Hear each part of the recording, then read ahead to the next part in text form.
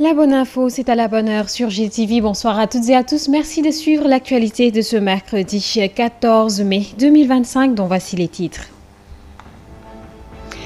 Affaire Farba Ngom, ses avocats dénoncent une supposée instrumentalisation de la justice. En conférence de presse, Maître Amadou Sall déclare que Farba Ngom et Tahirou Sarr ignorent encore les éléments ayant motivé leurs inculpations. Le pôle d'avocats plutôt, n'exclut pas une saisine de la Cour de justice de la CEDEAO. Vous les suivrez dans cette édition. La troisième journée d'intégration et de retrouvailles des travailleurs de l'APS a été tenue ce mercredi, placée sous le thème protection de l'emploi, garantie des droits des travailleurs et stabilité du climat social. Cette initiative, saluée par le directeur général Momar Diong, participe selon lui au renforcement des liens entre la direction générale et les employés. Ces propos que vous pourrez suivre dans ce 20h. Et puis vulgarité sur les réseaux sociaux, le modèle éducatif sénégalais en question ce soir dans le reportage du jour. Prétexte, les vidéos de danse sexy prises dans certains établissements à l'occasion des foyers socio-culturels. Nous en parlerons dans cette édition que nous allons développer juste après ceci.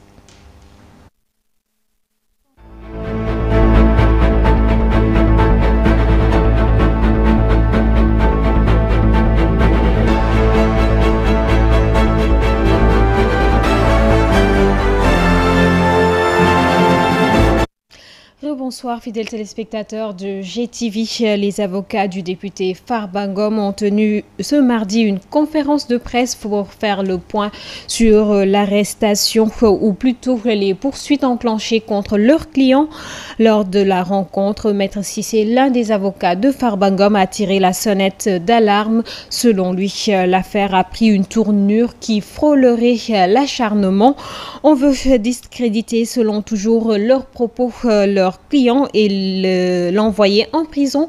Écoutons à ce propos Maître Amadou Sall, un des avocats de Farba Ngom, juste après ceci. Ngom dit Farba et Seydou Sarr Tahirou, au moment où je vous parle, personne parmi ces deux ne sait avec précision pourquoi il est poursuivi. Personne parmi ces deux n'a jamais été entendu. Qu'est-ce qui s'est passé? Sur la base d'une prétendue déclaration de soupçon, la CENTIF a procédé à une enquête, a pu retracer des mouvements de sommes qui viennent du Trésor et qui sont allés dans des comptes de sociétés dont Seydou Sarr dit Tahirou serait le bénéficiaire économique. On ne peut pas accepter que dans notre pays, le Sénégal, qu'une personne puisse être poursuivie, détenue, sans qu'à aucun moment, on articule des faits contre lui, sans qu'à aucun moment, on ne l'interroge sur la consistance de ces faits. Ça voudrait dire, encore une fois, que notre socle de valeurs s'est affaissé, que nos droits sont piétinés et qu'à chaque moment, n'importe lequel parmi nous peut faire l'objet de poursuites. Et nous nous battons pour le respect des droits, pour l'exercice des libertés. Nous nous battons aussi pour la citoyenneté. Je vous l'annonçais en titre, la section Saint-Pix de l'agence de presse sénégalaise et le collège des délégués ont organisé ce mercredi 14 mai une journée d'intégration placée sous le thème protection de l'emploi, garantie des droits des travailleurs et stabilité sociale. C'est le thème donc qui a été retenu. Cette rencontre teintée de convivialité et de partage a vu la participation des agents de l'APS, mais également de la direction générale. Le compte-rendu est signé Amsatou Gano et Sérignan. La troisième édition de la journée des retrouvailles et d'intégration des travailleurs de l'agence de presse sénégalaise s'est ouverte ce mercredi à Dakar. Le directeur général Momar Diong a magnifié cette initiative qui, selon lui, a permis de raffermir les liens entre les travailleurs. Généralement, ce type de manifestation est organisé par la direction générale. dans le cadre de team building pour faire en sorte que les relations entre les travailleurs soient les meilleures possibles parce que ça impacte positivement sur le travail. Si maintenant, en lieu et place de la direction générale, c'est le syndicat qui prend le soin de le faire, je ne peux, moi, en tant que directeur général de l'APS, que saluer cette excellente initiative.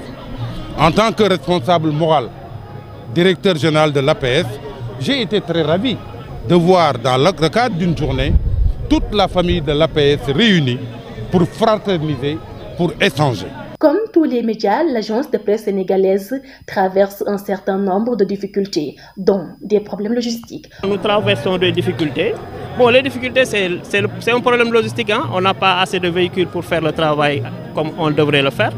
Et entre autres, et le sous-financement également de l'entreprise. Par exemple, l'APS doit être traitée de manière pas égale, mais de manière équitable par rapport aux autres médias du service public. Ces dernières années, le budget a augmenté. Mais le personnel aussi a augmenté. Et ça n'a pas augmenté dans les mêmes proportions. Ce qui veut dire qu'aujourd'hui, la dotation budgétaire dont on bénéficie de la part de l'État suffit à peine à prendre la masse salariale. Lors de sa prise de parole, le représentant du ministre de la Communication, des Télécommunications et du Numérique, Amadou Kanouté, a rassuré les travailleurs sur le soutien de l'État. Les réformes en cours dans le secteur des médias visent un objectif principal: renforcer le rôle stratégique de la presse dans l'information citoyenne et promouvoir les valeurs démocratiques en créant pour le secteur un cadre économique viable, générateur d'emplois décents. Cette journée d'intégration a été un moment de partage, de connaissances et une occasion de tisser des relations solides entre les travailleurs de l'APS. Lors des semaines culturelles scolaires communément appelées FOSCO ou foyers scolaires, des élèves ont été filmés dans des tenues jugées indécentes et exécutant des pas de danse provocantes dans certaines écoles. Des événements qui ont secoué chez le milieu scolaire. Abdourahmane Gaye, secrétaire général de l'UDEN, dénonce et demande aux autorités de prendre des mesures. Il s'est exprimé au téléphone de Mansour Diassé. Je crois que l'UDEN se désole et condamne ces actes qui n'ont rien de relationnel avec les missions de l'école.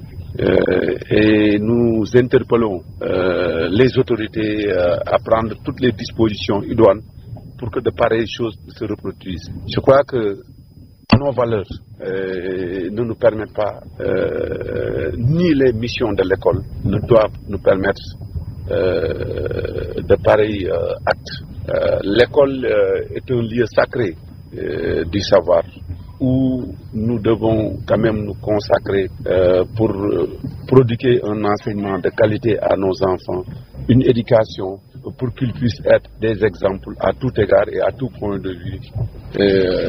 Mais ce que nous sommes en train de vivre à travers ces journées culturelles organisées par les gouvernements scolaires quand même dépasse les limites et à la limite quand même nous interpelle à tout égard et à tout point de vue.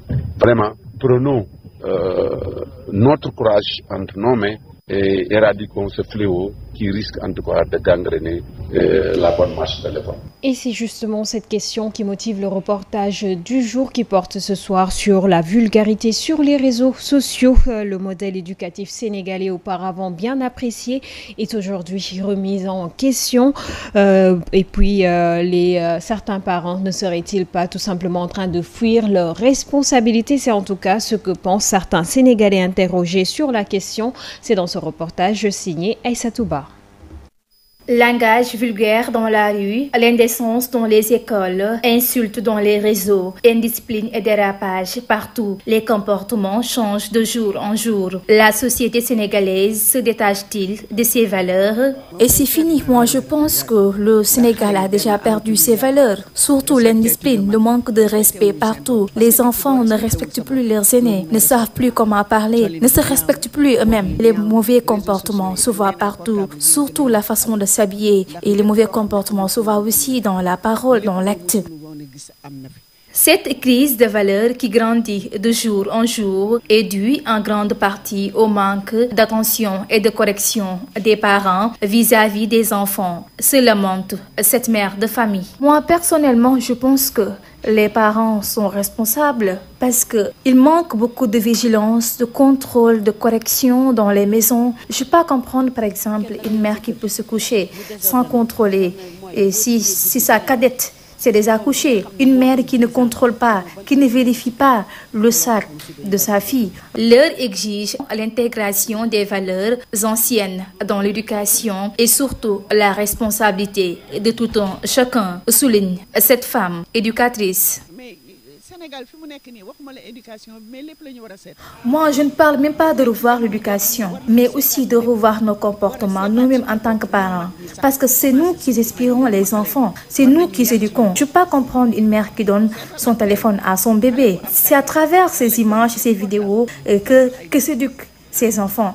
Donc, revoyons notre manière d'éduquer, revoyons les choses d'une autre manière. Revenons à nos sources et à nos valeurs anciennes. Le Sénégal, longtemps chanté pour ses belles valeurs, est aujourd'hui presque dépourvu de bons comportements et de respect. De génération en génération, l'inquiétude grandit, les insultes dans les réseaux et l'indécence. L'école, un lieu d'éducation, est aujourd'hui sous la sellette. Les Sénégalais rencontrés situent les raisons entre l'absence d'une éducation morale et la non-vigilance des parents. Faut-il plus d'efforts pour redéfinir le modèle éducatif sénégalais? En tout cas, vaste chantier. Direction Tambacounda, à présent, construction de toilettes pour la case des Tours, remise de photocopieuses à l'école primaire et d'ambulances au poste de santé. Solidarité Dar Salam vient encore renouveler son accompagnement au profit du village aux actions réalisées pour améliorer les conditions de vie des populations grâce à ce partenariat qui date maintenant de plus de 20 ans. Un périmètre maraîcher sera bientôt réalisé pour soulager les femmes et les jeunes du village. Les détails avec Amadou Diallo, notre correspondant à Tambacounda. Fini le calvaire pour l'évacuation des malades de Dar Salam vers le centre de santé de Tambacounda. En effet, Solidarité Dar Salam vient d'offrir une ambulance au poste de santé du village, ce qui s'ajoute déjà aux autres actions menées au niveau de ce poste de santé. Donc nous sommes venus remettre le véhicule, donc est une ambulance légère, on va dire, qui permettra le transport donc des malades, les évacuations et servira également donc au transport des médicaments. Et même, je pense aussi, peut-être faire les tournées dans les villages pour les vaccinations. Des travaux de réhabilitation sont aussi prévus pour améliorer les conditions de travail au niveau de cette structure sanitaire. En plus du poste de santé, l'école primaire et la case des tout-petits ont été aussi dotés d'équipements et de latrines. Nous sommes venus à l'école élémentaire de Dar el Salam pour apporter une photocopieuse.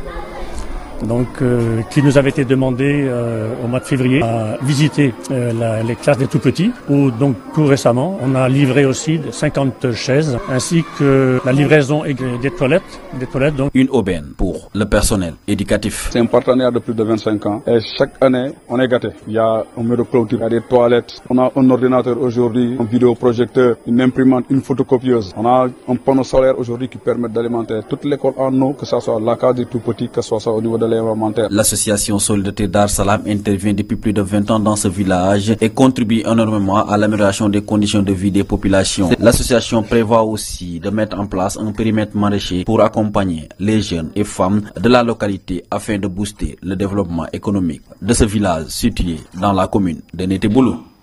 C'est la saison de mai à août. Le marché syndicat de Pikine est inondé de ces deux fruits le sabbat sénégalensis communément appelé Mads et la mangue. Notre reporter Néla Ndiaye y a fait un tour. Les commerçants rencontrés assurent que c'est un bon business mais comporte tout de même quelques risques. Reportage. 10 heures passées de quelques minutes, nous sommes au marché syndicat de Pikine. À l'entrée du marché, les mads comme les mangues stars du moment sont visibles un peu partout. Oui, il y a des mangues à gogo, mais c'est la qualité qui manque actuellement. Ces fruits nous proviennent de différents pays, notamment le Mali, la Guinée, le Burkina. Un large choix est proposé à la clientèle. Certains de ces vendeurs se focalisent sur la vente de ces mads déjà préparés et mis dans des seaux, contrairement aux autres. Nous vendons des mads déjà préparés dans des seaux et les gens viennent les acheter pour les revendre.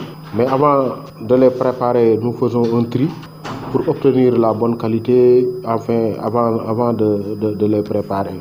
Cependant, l'acheminement de ces marchandises, les commerçants rencontrent quelques difficultés au niveau des frontières. Les camions qui transportent nos marchandises sont souvent arrêtés au niveau des postes frontières. Et généralement, si ça dure, les fruits pourrissent avant qu'ils ne arrivent ici au marché, ce qui provoque des pertes énormes. Souvent. Franchement, vous savez, c'est difficile. Syndicat à Pékin est le plus grand marché aux fruits du Sénégal. De là, les MAD, Sabah sénégalensis et les mangues sont redistribués un peu partout dans la capitale et à l'intérieur du pays, où hommes et femmes, jeunes et vieux, se délectent de leur prix. À présent, la page internationale en brève au TV5 Monde est coupée au Mali depuis ce mardi 13 mai. La chaîne d'information francophone s'est vue retirer ses droits de diffusion par la haute autorité de la communication du Mali. En cause, un journal du 3 mai dans lequel le TV5 donne la parole aux manifestants qui réclament la fin de la transition. Donald Trump a rencontré assez longuement ce mercredi à Riyad le président syrien Ahmed al-Shara après avoir annoncé une spectaculaire levée des sanctions contre Damas qui a salué un tournant décisif. L'entrevue, annoncée au départ comme brève et informelle, s'est prolongée jusqu'à durer une trentaine de minutes. Donald Trump a notamment demandé aux dirigeants syriens de normaliser les relations avec Israël. Selon l'agence de presse officielle turque, le président turc Recep Tayyip Erdogan se serait joint par Internet à la conversation. C'est ce qui met un terme à cette édition du mercredi. Merci de l'avoir suivi et excellente suite de programme en compagnie de GTV. Bonsoir.